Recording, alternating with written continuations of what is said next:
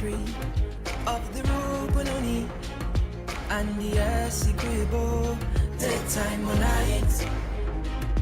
Though we may criticize it, this is our home, we love it, and we mean to keep it. We have that right. So we ain't giving up no mountain. We ain't giving up no tree. We ain't giving up no river. That belongs to we. Not one blue sake, not one rice grain, not one grass, not a blade of grass. So we ain't giving up no mountains. We ain't giving up no tree. We ain't giving up no river. That belongs to we. Not one blue sake, not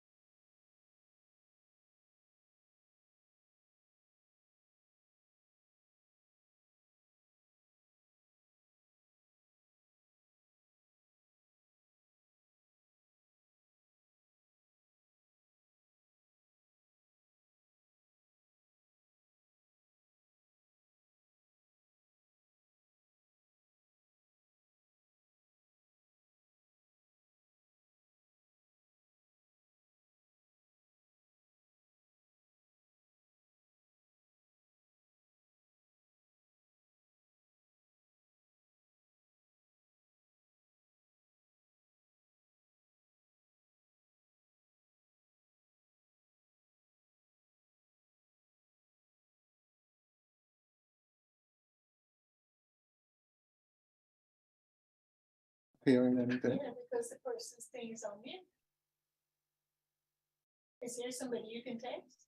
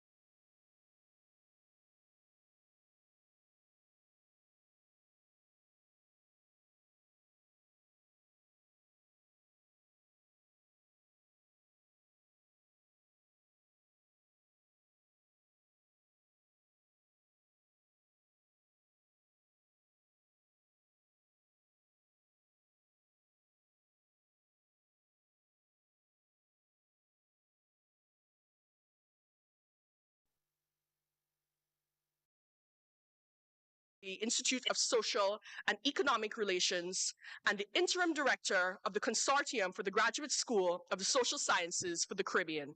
Professor Green has authored 10 books and over 60 articles in reference journals, and he is a professor emeritus at UWI. Professor Edward Green, we welcome you to bring the welcoming remarks.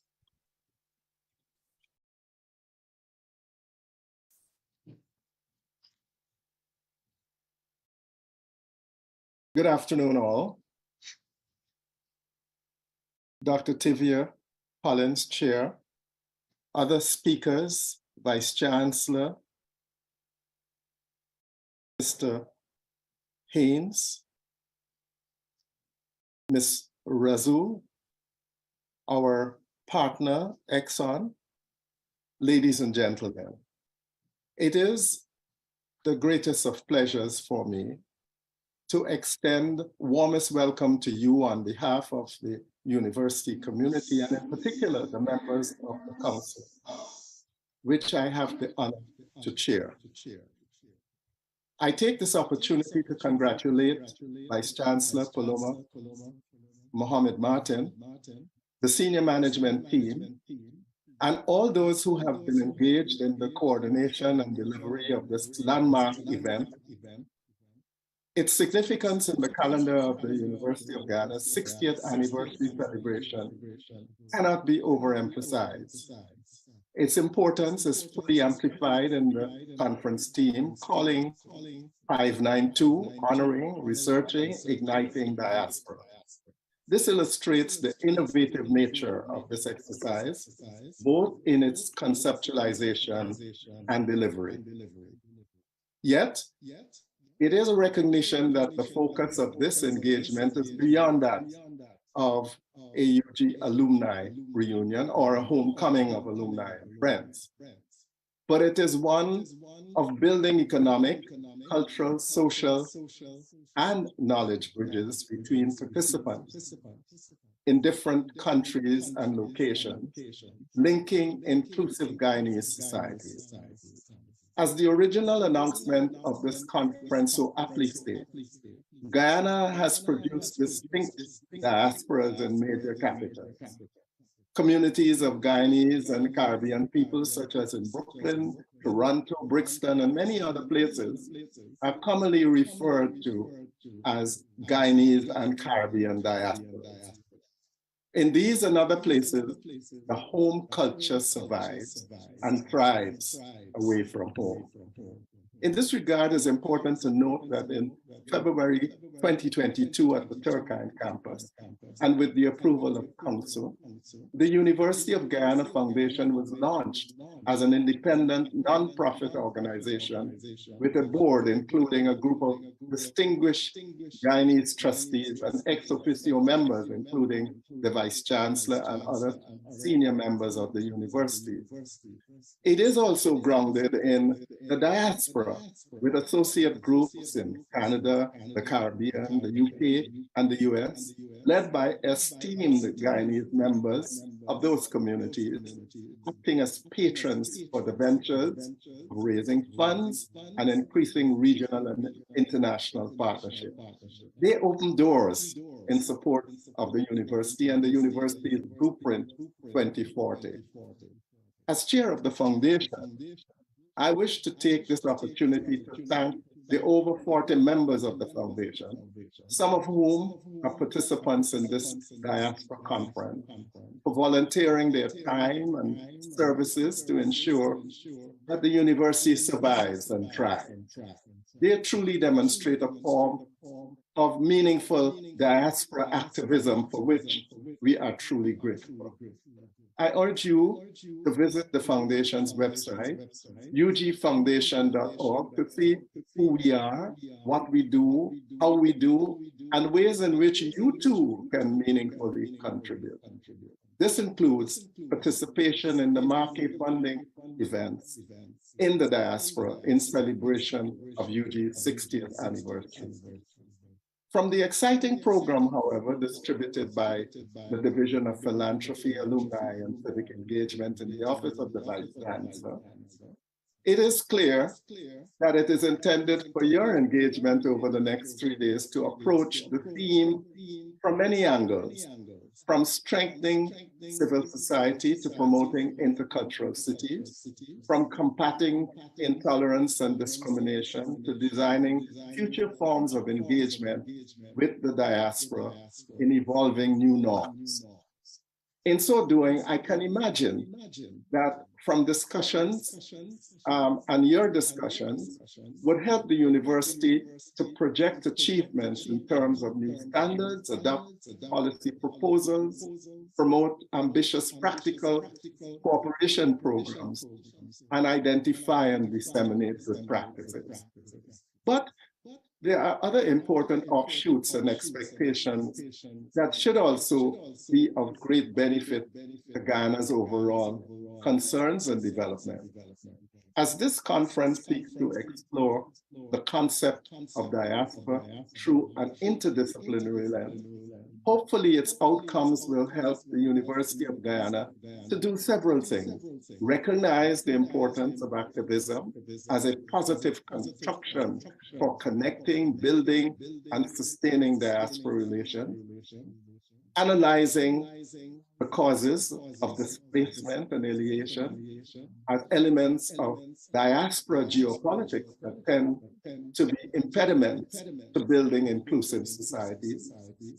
Linking diaspora communities by fostering belonging and belongingness, fostering cultures of healing based on what we may call hybridized cultural practices, exploring the intersection of diaspora with race, class, gender, youth, and vulnerable communities, and is recognized, placing emphasis on the diaspora and the future youth technology and virtual activities. This conference is being held at a time when higher education is undergoing profound changes, especially in the post-COVID era. These changes include privatization, internationalization, and what is called massifization, as well as in the patterns and processes of knowledge production, dissemination, and consumption, and growing demands for accountability, quality assurance by key stakeholders. It is also happening at a time when CARICOM, the Caribbean community, whose secretariat is located in proximity to this university, is celebrating its 50th anniversary. I am therefore, as a committed regionalist, very pleased to see that in the celebration of the concept of this conference, a Caribbean diaspora finds a place in our thinking. Madam Chair, distinguished ladies and gentlemen, I can find no better reference point to end, but that of Nigerian poet, artist, historian, and curator, Okwi Enhuizno, who aptly expresses my hope for this conference. His vision is that the formation of a diaspora could be articulated as the quintessential journey into becoming a process marked by incessant regroupings, recreations, and reiterations. Together, these stressed actions strive to open up new spaces of discursive and performative post-colonial consciousness. I wish you every success in achieving these lofty goals, which converge with the theme, calling 592, honoring, researching, reigniting diaspora. I thank you so much for your kind attention.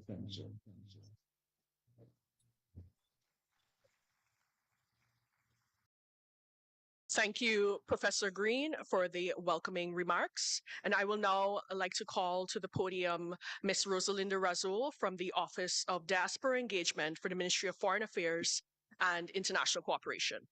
Ms. Razul is the head of the Diaspora Unit at the Ministry, and she's currently overseeing all diaspora affairs for the country. Prior to assuming the position, Ms. Razul worked in the private sector as a corporate executive in many industries. She has over 14 years of experience in corporate administrative management and commercial operational finances, and also working closely with professional legal practitioners, PR consultants, engineers, specialists, technical personnel, and other contributors from Guyana and overseas. She has been deeply engaged in corporate level enterprises projects, including establishing company and technical operations, financial and business plans, crisis management, and preparations of reports to the government and international agencies such as the World Bank and UNICEF. She brings a private sector, business-like approach to the management of the diaspora unit and to diaspora engagements. And this has led to a highly successful engagement for the global Guyanese diaspora. Welcome you, Ms. Razo.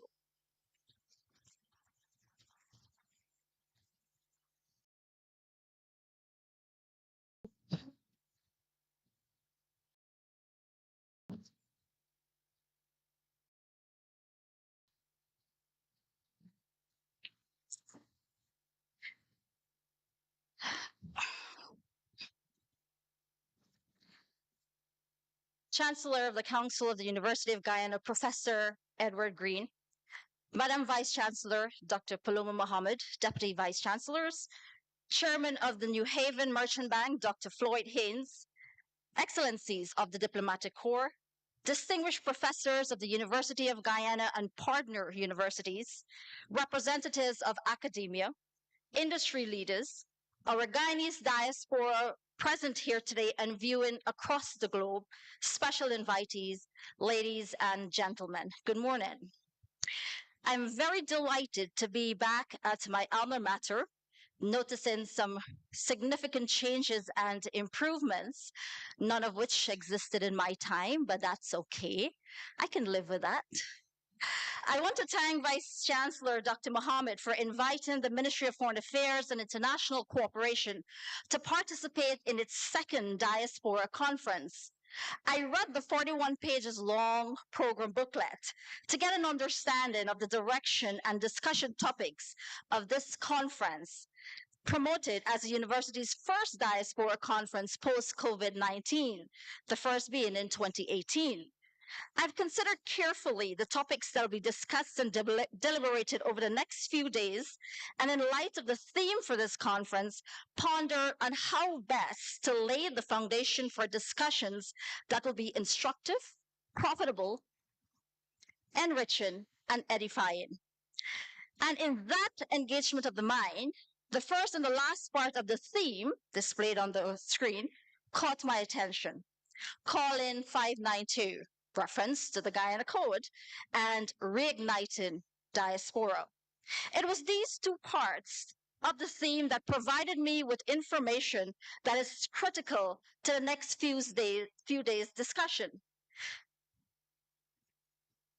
It is very important that discussions are not done without an understanding of what the government has been doing in engaging its people outside the perimeters of Guyana, nor should be done with the belief that diaspora engagement for the country remains a theoretical framework that hasn't moved from the pages on which they were written. I deduced both when I saw the words reigniting diaspora. Thus, it became necessary for presenters, panelists, and delegates alike to understand and appreciate the level of work done in diaspora engagement that precedes a conference like this. Guyana has advanced significantly over its contemporaries in diaspora engagement, and this was validated at forums with CELAC, IOM, EU, and several other groups. And here is the context. The diaspora unit was resuscitated a few months after the new government was sworn in, and forming a critical part of the Ministry of Foreign Affairs and International Cooperation, the unit was tasked to engage the global Guyanese diaspora on behalf of the government to mobilize and organize them for national development. The unit, which is fully staffed with highly professional, qualified, efficient, and competent young people, including a research analyst and communications officer, was given its own budget by the government and has been relentlessly engaging the diaspora since its resuscitation. The unit has already engaged the Guyanese diaspora from over 80 countries to date, resolved hundreds of document issues and challenges for the diaspora, facilitated many projects and investments for the diaspora ranging from small to medium and large scale, facilitated countless meetings from members of the diaspora with senior officials in ministries, agencies, and the private sector to seek guidance, information, and support for the initiatives they wanted to pursue in Guyana, facilitated many philanthropic initiatives, including donations and medical missions, and has enabled greater access to information through frequent meetings, webinars, and discussions with individuals and groups alike, en masse or according to the needs or requests of individual countries. With greater access to officials and information through meetings or webinars and online platforms, the diaspora benefited from direct engagement with senior government officials, heads of agencies, and other officials on a myriad of topics. They either have their issues resolved or they have access to accurate information relative to their interests in Guyana. Engagements included individuals as well as groups such as alumni, hometown associations, charities, academia, religious groups, youth groups, cultural and sports organizations, diaspora media, and medical groups, just to name a few. The unit vis-a-vis the government is driven by facts and data which forms policies and programs. That is why the unit is staffed with its own research analyst who has already commenced several studies of topics relating to the diaspora. And our communications officer has been in wide contact with the diaspora in dozens of countries to gather and disseminate information. As part of our extensive communication strategy, she has been producing audiovisual features to highlight their stories, successes, and accomplishments for broadcast to local and global audiences. Our effective communication utilizes modern mediums to communicate with overseas-based Guyanese instantly. Since its 2021 establishment, the unit formed crucial partnership with international agencies such as the IOM, EU, and foreign missions to work collaboratively on projects and to benefit from best practices for more advanced engagements with overseas-based Guyanese, particularly since the transformation path that Guyana is pursuing not only includes everyone in the process, but redefined roles and opportunities for them. This is what is driving government's diaspora engagement on their new ethos and programs that are not separate and apart, but inclusive. Next month, for example, a theme from our EU partner will be visiting Guyana along with peers from Trinidad and Jamaica to finalize a report on the digitalization of services for the diaspora. This will be presented to the government. This complements a session held in March this year that examines skills transfer models used in several countries such as India, Mexico, Iraq, and Ireland that can be considered for Guyana's diaspora, whose skills will be important to the country's development and will be streamlined through a process involving skills identification, skills processing, and skills transfer model application to the sector that needs that particular skill. If more evidence is needed about the depth and volume of work that the government has put into engaging the diaspora, if more evidence is needed on the extent to which policies and initiatives have been implemented to benefit the diaspora, and that the development path established for Guyana for its overseas-based Guyanese will have a participatory role, one only needs to look at the statistics. The number of passport applications for the diaspora, the number of birth certificates being renewed for the first generation diaspora, the number of registration of births for second generation diaspora, the number of remigration applications made at the Ministry of Foreign Affairs, and the number of household applications being made by overseas and returning Guyanese, and an astonishing picture evolves. Remigration of birth for second generation diaspora and first time passport applications for overseas based Guyanese are in the thousands. The numbers are so high that a lot of our service agencies are currently under pressure to supply documents within the stipulated time, notwithstanding their own challenges they are facing outside of their control. And here is the insight on how government will proceed with future diaspora engagements through its programs. It will be practical, fact-based, measured, thoroughly devised and structured, inclusive, and development-driven. Programs will be based on best practices and modernized in its implementation. They will take into consideration the realities and intricacies of the Guyanese diaspora. But again, not before its time, because everything must sync with the overarching national development objectives and program. As an example, within the next few weeks, the Diaspora Unit will be hosted a multi-stakeholders forum to engage how the skills of the diaspora can be absorbed into various sectors. How, when, where, why, and how many will be critical to that discussion. And a skills database has already started to provide information to the government on what skill set is available in the diaspora and from which country. The fundamental premises that underscore the government's diaspora engagement stems from a recognition that they are valued human resources to Guyana's development. They are investors, philanthropists, and ambassadors, just to name a few. They bring tremendous value to their home country. There exists tremendous capacity, interest, and resources to be used in Guyana's development, and government wants to include them in nation building. Therefore, whether you're looking at diaspora research and studies models, the role of academia in diaspora research, opportunities and challenges, or engagement with the second and third generation diaspora, do so with an understanding that the government has begun work with the Guyanese diaspora, and then add to how we can be more effective in what we are doing. I was very delighted with some of the topics scheduled for discussion when I went through the program. It provides me and others with an opportunity to benefit from the research and expertise of others in various disciplines, which in turn will either hone existing policies and initiatives, help to create new ones, or provide enriched knowledge to further enhance our engagements with our overseas-based Guyanese. On behalf of the Government of Guyana and the Ministry of Foreign Affairs and International Cooperation, I wish you all the best and look forward to learning and benefiting from the extensive lineup of discussions over the next few days. Thank you very much.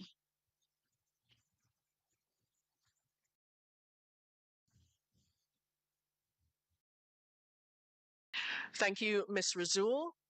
Next on the program, we have partner remarks from Mr. Floyd Haynes. Mr. Haynes is a founder and the chairman of the New Haven Merchant Bank in Georgetown, Guyana, providing wealth management, capital formation, and financial advisory services to Guyanese businesses. He's also the president of Haynes Inc., a Washington-based accounting management consulting firm with clients such as the U.S. Department of State and the U.S. Agency for International Development. Mr. Haynes is also an adjunct professor in accounting and finance at the University of the District of Columbia. And over the years, he has worked extensively with private organizations and governments throughout Africa and the Middle East. In 2020, Mr. Haynes served on the local content advisory panel for the government of Guyana, and he holds a master's in science in financial economics and a postgraduate diploma in financial strategy from the University of Oxford, and a master's degree in public policy from Harvard's Kennedy School of Government. We welcome you, Mr. Haynes, to give your partner remarks to the opening ceremony.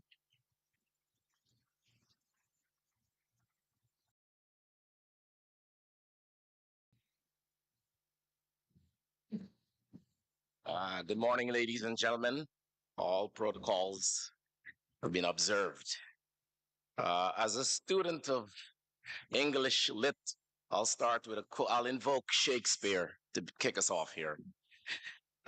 Shakespeare said, there is a tide in the affairs of men, which if taken at a flood, lead to fortune. Omitted, all their journeys are bound in shallows and in miseries. And the quote goes on.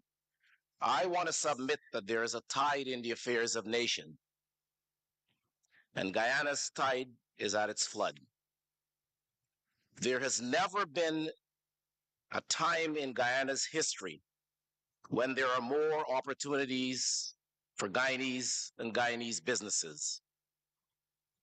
Opportunities abound regardless of the industry, whether it's finance and banking, the legal profession, insurance, architecture, construction, hospitality, welding, and you can go on and on.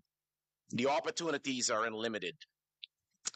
Now, the opportunities by themselves are not enough.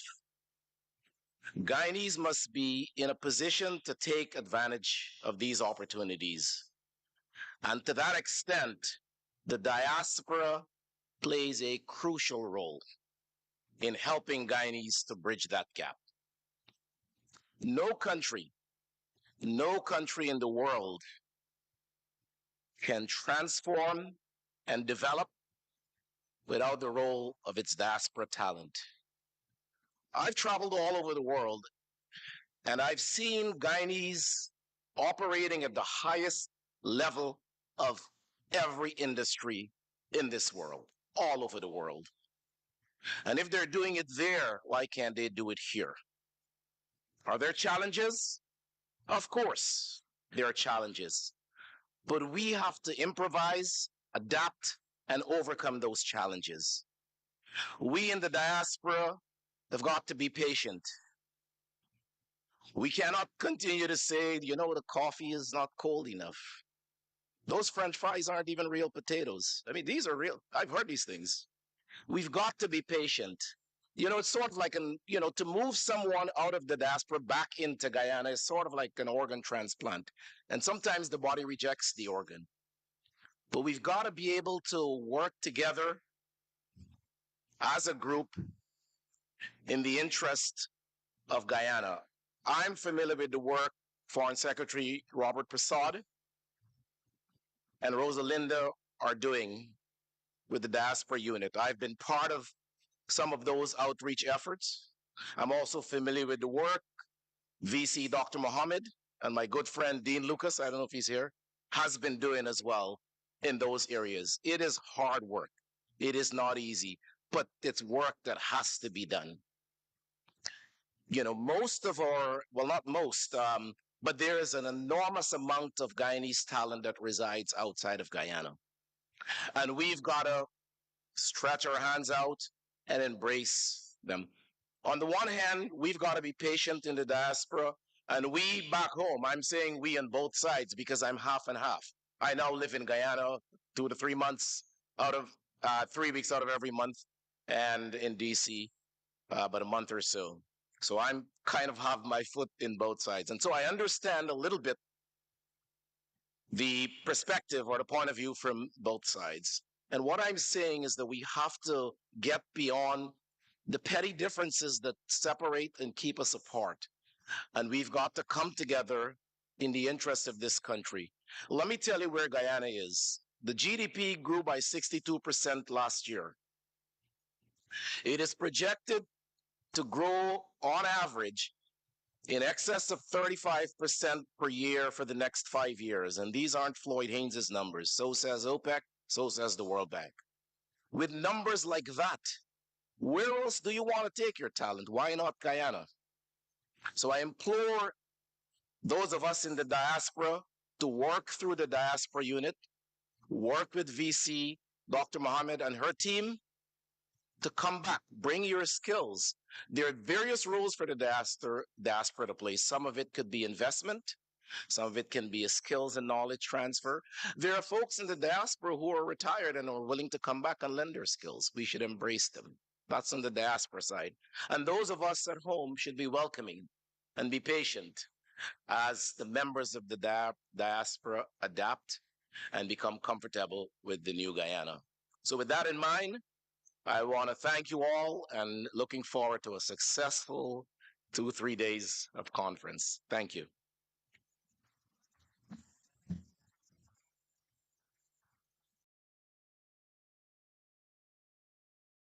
Thank you so much, Mr. Haynes. And indeed, this conference is a part of the action plan to continue to engage and to do the research that's necessary with the diaspora in all ways. And now I would like to invite Jillian Williams to the stage. She is the project director for the Diaspora Conference. And Jillian is an international consultant attached to the International Organization of Migration for East and Horn of Africa, Nairobi, Kenya. She spent over 25 years in international business development and project management, including 10 years on Wall Street as Director of Global Business Development with CGI, which is a multinational information technology consulting and systems integration company. She's also worked for the Fortune 500 clients throughout the Americas, Europe, Asia, Australia, and Africa. Jillian has also spent 10 years working on social impact, sustainable development, and diaspora engagement strategies and policies, including projects with the Djibouti diaspora, the Ethiopian diaspora, the Congolese, Kenyan, and Haitian diasporas, among others. She was a planning committee member and chair of the sponsorship committee for the first Guyana Diaspora Conference hosted at the University of Guyana in 2017. And currently, she serves as a project director for this year's conference. Jillian, welcome.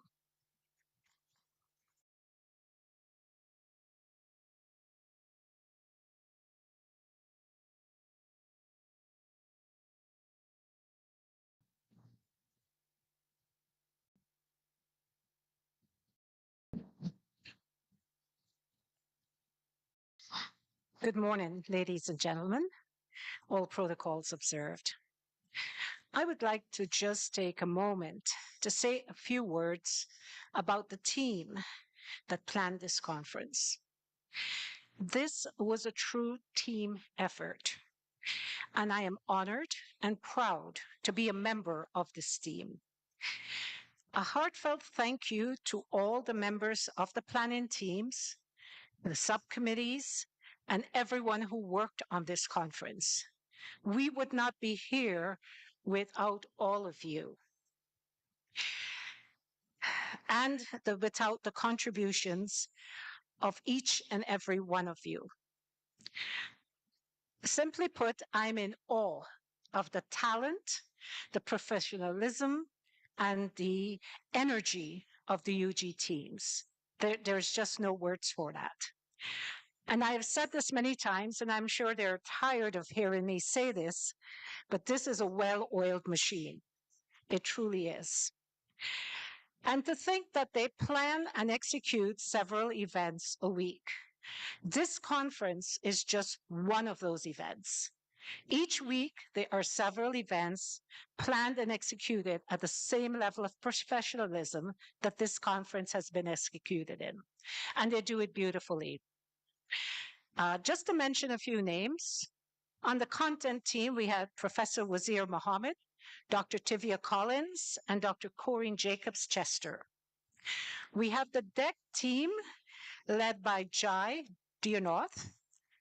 And as part of that team, we've had Nikita Ford, who has done all the beautiful designs that you see, the badges, the banners, all of that. The beautiful posters, the invitations, the program booklet.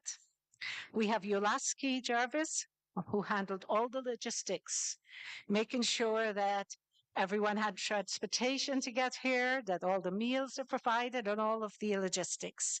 We have Arlene McLean, Chief Operations Officer. We have Cress Cummins, Public Relations, and her team. We have Keon, we have Miss Gwyneth George. We had Mr. Brandon Chung, who spearheaded the youth session as part of the planning team. Mr. Terry Ben, Chief of Security.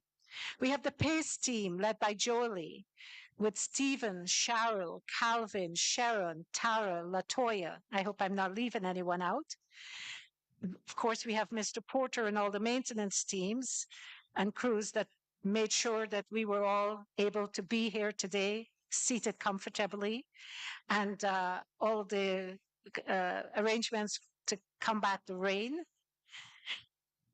A special thank you to Dr. Wazir Mohammed, who also assisted in the overall planning of the conference.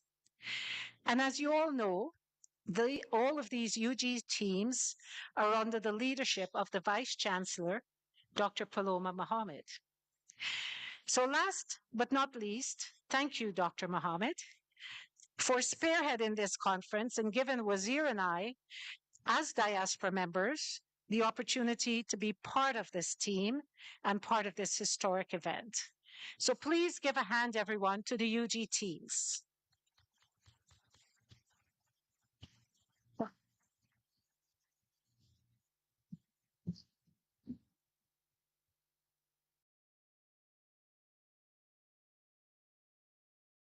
Thank you so much, Jillian Williams. And now the time has come for us to declare essentially the conference open for the next 3 days. And it is a distinct honor and a privilege to welcome the Vice Chancellor, Professor Mohammed, to do the opening.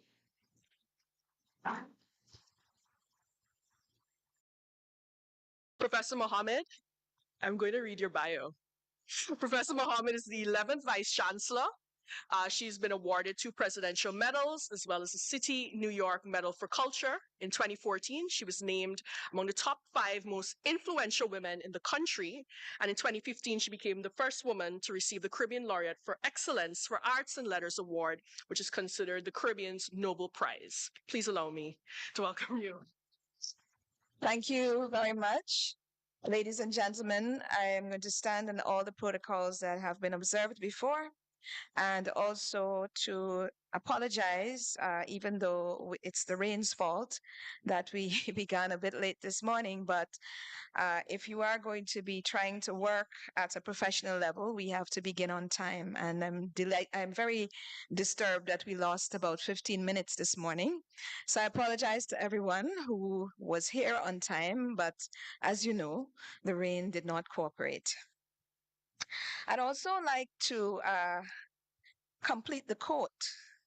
This is not part of my planned speech that Professor Haynes would have started with, because I think he left out the most important part of that quote from Shakespeare, which I used to recite when I was 10 years old by heart.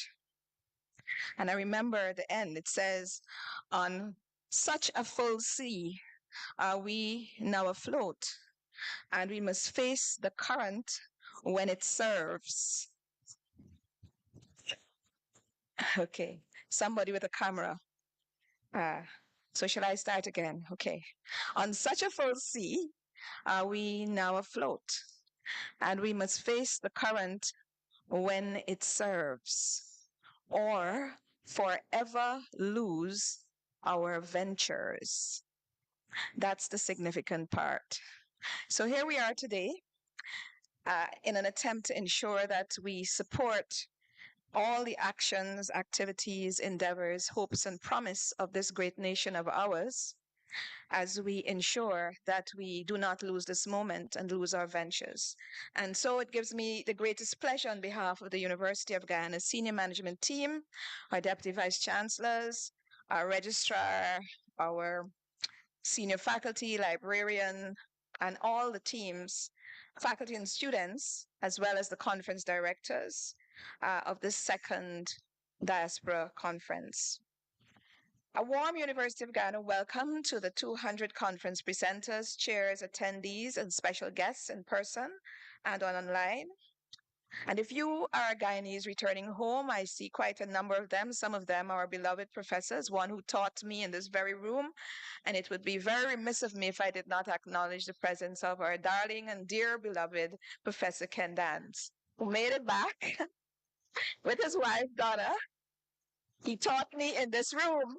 I wouldn't tell y'all how many years ago, right up there in the stands. I used to be sitting in that back seat there because I would come in late. And also Professor Robert Cambridge, who unfortunately is not able to be here at present, but he's joining us online, several others. So if you're returning home, we're happy that you decided to join us. And if you are an international participant, welcome to our wonderful country. This conference is marked by a number of presentations by young people. And we are especially delighted to welcome all young people who have emerged to think, discuss, and write about these matters with such erudition and passion. You are the present and the future, and we salute you. We are building, as you would have already heard, upon the first conference held in 2017 under the auspices of the then Vice Chancellor, Professor Ivelaw Griffith. It is widely held thought that that first conference held at the Ramada Princess Hotel here in Guyana might have significantly contributed to Guyana's draft policy on diaspora engagement, as well as the rapid development of the Diaspora Engagement Unit within the Ministry of Foreign Trade and Cooperation, formerly the Ministry of Foreign Affairs. The first publication of the University of Guyana Press was also produced out of the presentations of that conference, a book called Dynamics of Caribbean Diaspora Engagement, People, Policy, and Practice. And it focused on two key aspects of diaspora, migration and economics. And Professor Dans was one of the editors of that book. Having been delayed in coming due to the long COVID disruption between 2020 and 23 and the rapidly changing national context, this second conference sought to focus on the embedded power of diasporas, and in particular, the Guyanese diaspora's ability for resilience, social and spatial reorganization, innovativeness, cultural diffusion, transnational agency, and transformation. Recent reports have suggested that Guyana has the largest per capita diaspora in the world, with 3 times more Guyanese living outside of Guyana than in the country. Their achievements and actions have had significant impact on Guyana and their host countries.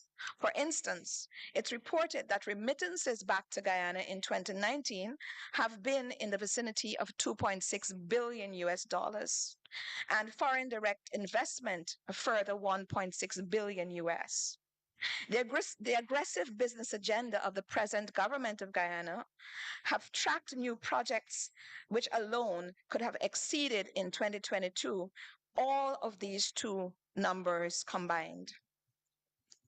Despite the setbacks of COVID and recessions in the rest of the world, our diaspora, through the very vibrant work of the Diaspora Engagement Unit at the Ministry, led by our lovely alum, Rosalinda, who you heard from just now, is doing a wonderful job. And I want you to give her a round of applause, please. Moreover, the offspring of this large group of Guyanese diaspora bear a significant burden of attention, which must be given to their emergent, embedded, and virtually agentive possibilities. Let me read that again.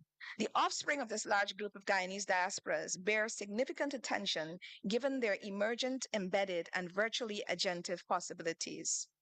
Specifically, the University of Guyana, over its 60-year existence, would have produced upwards of 50,000 graduates, at least 30% of whom would form the upper and middle socioeconomic layers of Guyanese diaspora. Additionally, given the state-subsidized nature of the universities, its funding is estimated in both terms of direct costs and opportunity costs that Guyana might have lost. We might have lost over 1 trillion US dollars through the immigration of our graduates to other countries, mostly in North America and the Caribbean, over the last 5 decades. So you see, diaspora work is not only about bringing people back, it's about really considering what we have given and what it has cost our country for people to go back to places. In many regards, our natives have made many countries great by their sweat, intelligence, creativity, and sacrifices. The nuances of these dynamics require urgent scholarly attention. As indicated, the university responded to the formal establishment of the vibrant Diaspora Engagement Unit by the government of Guyana by refining our focus. The university distinguishes diaspora engagement from diaspora studies by attending to diaspora research, academic dialogue and policy review, and teaching. This will support the policies and engagement work of the GOG and other agencies which work on pertinent topics around diaspora, such as forced and economic migration, remittances, labor, intergroup relations, very important. If you look at what our diaspora does on social media and the power they have to direct, inform, and also misinform, you will understand that culture and communication are really significant aspects of study and engagement for diasporas. We also need to study transnational issues and security and the role of academia and the diaspora in training, education, and development. This underscores, ladies and gentlemen, the past call and present urgent and dire need for organized study of the diaspora at the University of Guyana, since the complexity presented by multiple diasporas who are in and from Guyana is quite particular and peculiar. But also, this pertains to many formerly colonized countries. Further, as Guyana enters into a special phase of what I'd like to term hyper development, if you listen to those numbers read by Floyd just now, you realize this cannot be described as anything else. It's quite hyper. And we are beginning to confront the matters of repatriation from our diaspora, as well as the high numbers of immigration by diverse groups of non-Guyanese into our nation of relatively small native peoples. This is a new problem requiring urgent attention, and a robust discussion on the proposed Center for Diaspora Studies here at the university is expected to be a key outcome of this conference. The 40+ presentations chosen from over 100 applications by conference content curators, Jillian Williams, who you just heard from, Dr. Tivia Collins, our chair, Professor Wazir Mohammed, and Dr. Corinne Jacobs, were not only difficult to choose, but provide a wide range of topics, from artistic to intellectual. But it's a veritable feast around these areas. And I want to especially say to those people who were not chosen for this year's conference, it's not that we didn't like you and anything is wrong with your work. It's just that we just did not have the space, and sometimes the themes did not fit. But we will have another conference, and we will contact people whose themes fit for that next conference in the next year. So it's just that there were so many and the response was overwhelming. I wish to personally thank this team for their selfless Herculean service, and a special appreciation to our keynote speakers who have traveled sometimes just for one day.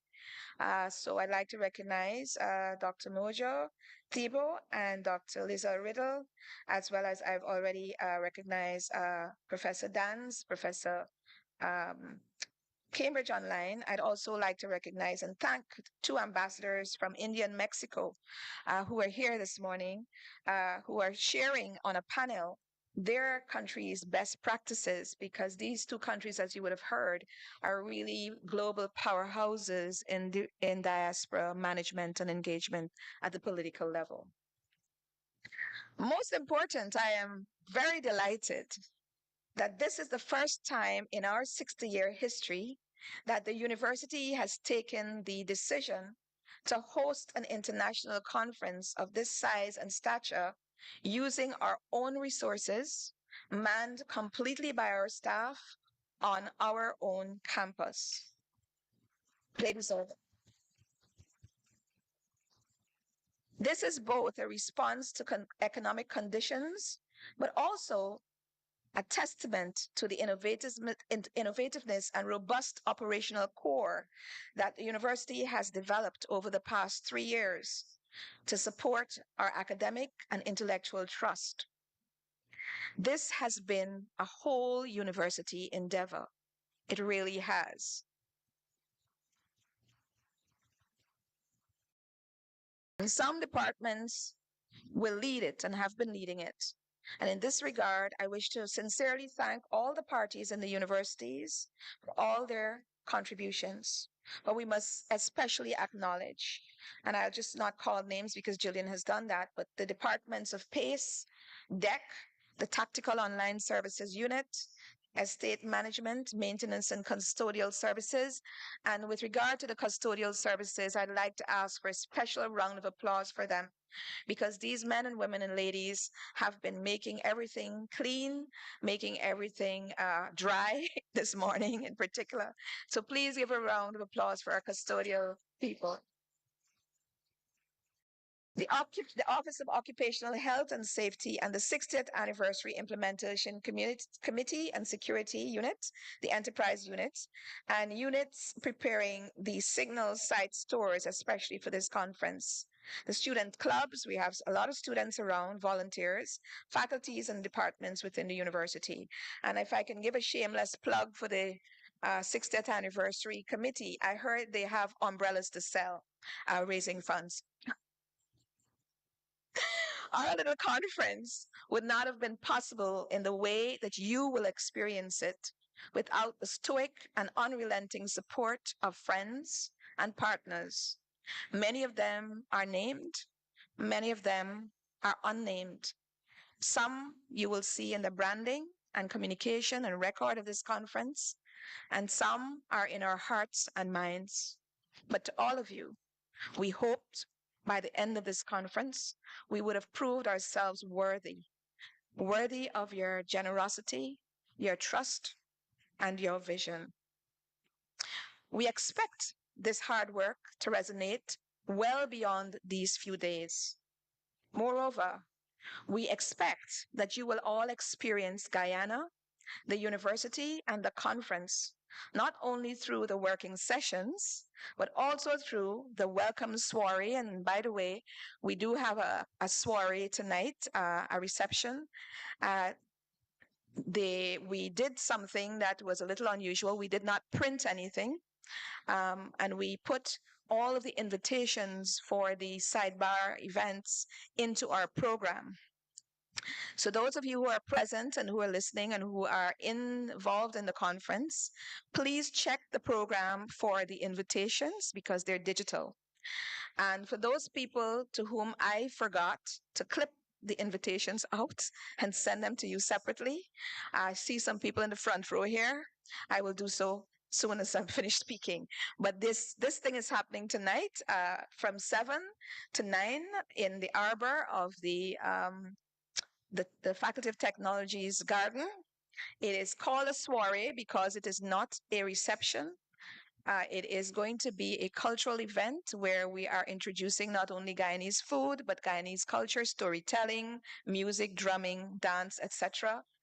Because we felt that we wanted to give those Guyanese returning to Guyana, for many of you after such a long time, and those visiting, a taste of Guyana in a very, very integral way.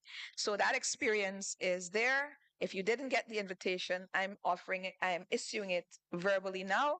Check the program. We didn't do a printed program. There's a OCR code somewhere around. You can scan it and you get the program. Also, we have a book launch, the launch of the Dictionary of Caribbean Usage by Professor Jeanette Alsop tomorrow and in the ELT, again, open to the public. She's here. I'd like to recognize her for coming in from Barbados to do this. There are some student pop-up presentations. You've heard a lot about business and diaspora. So our School for Business is having student innovation presentations all through this week in the SEBI building.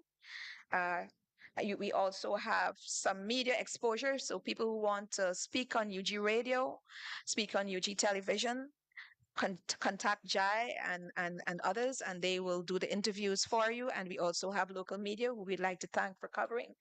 We have a craft market outside, and we have the IFANS inauguration lecture. IFANS is our Institute for Food and Nutrition Security, and that lecture is happening on Wednesday. The distinguished Professor Leonard Ogaro, who is joining us under the auspices of GGI, gives his first lecture about how we are addressing the issues of food and nutrition security.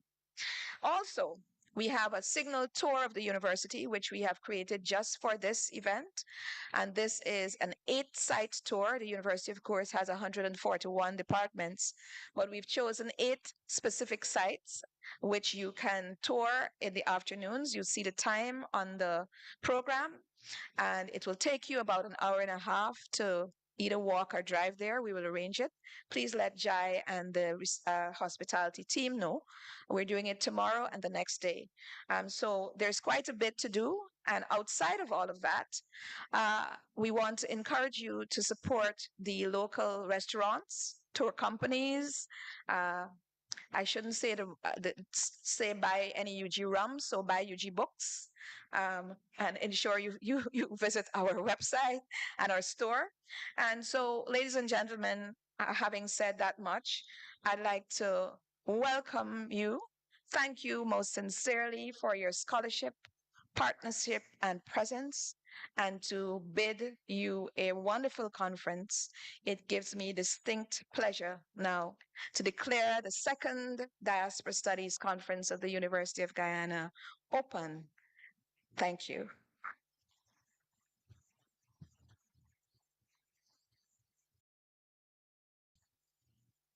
Thank you, Professor Mohammed. So as we now commence with the panels for the remainder of the day, I just have 3 very quick announcements. First is that we would like to invite all of our special speakers for this morning, as well as the ambassadors, for a photo. We'll have it by the conference sign at the side. So after, if you can just go, so we will organize that quickly, as well as our DVCs and SMT members. Secondly, we're going to have a very brief lights out in GWLT for about 2 minutes. We need to do a technical transfer very quickly. And finally, I would like to invite Ms. Benita Hunter, who is the floor chair for the rest of the panel sessions for today. Ms. Hunter is the Deputy Dean for the Faculty of Education and Humanities, and she'll be taking you through for the rest of the day's sessions. Thank you so much.